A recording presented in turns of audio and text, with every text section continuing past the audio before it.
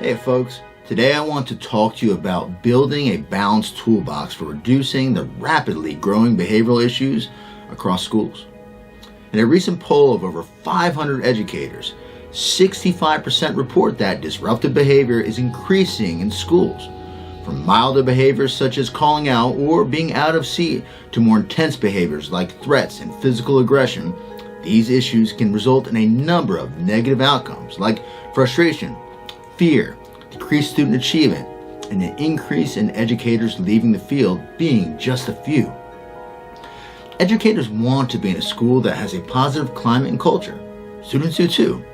One characterized by learning and pro-social behavior.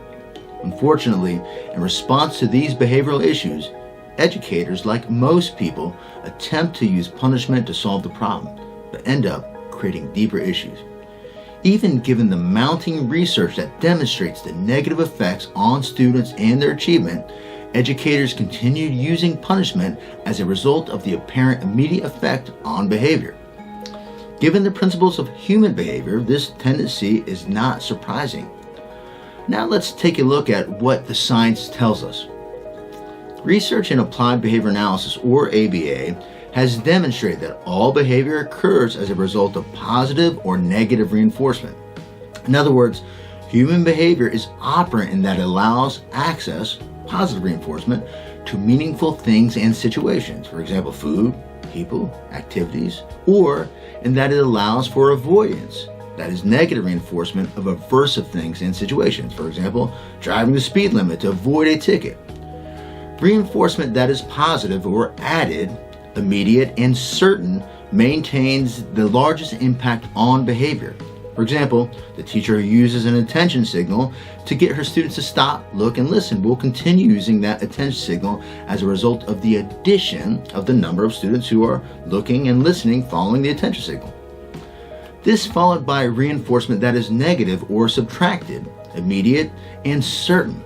For instance, if you are speeding on the highway and you see police lights down the road, you slow down to avoid or subtract the chance that you will receive a speeding ticket.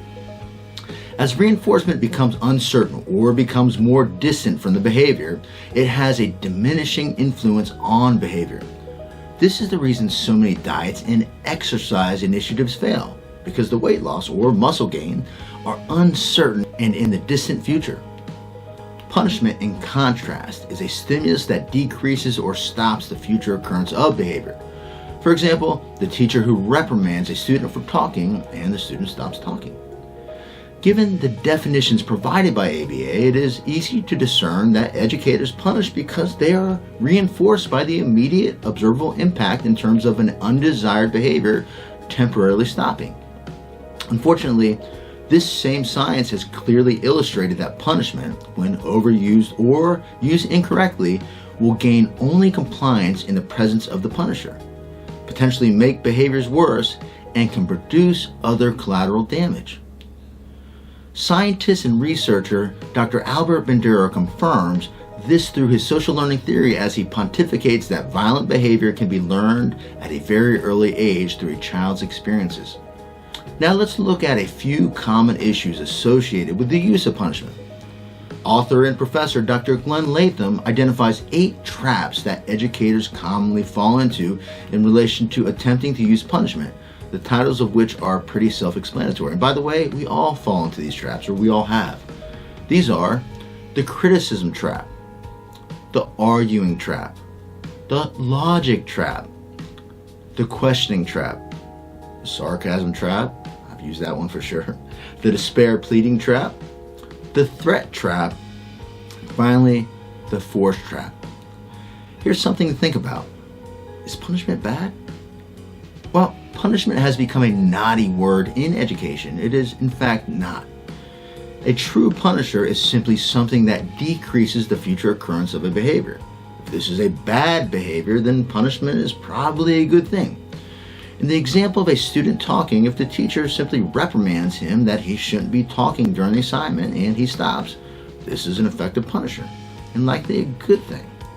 The problem isn't really about applying a punishment for misbehavior. The problem usually involves how the punishment is given, for example, coercively, and how frequently it is delivered relative to the amount of positive reinforcement delivered.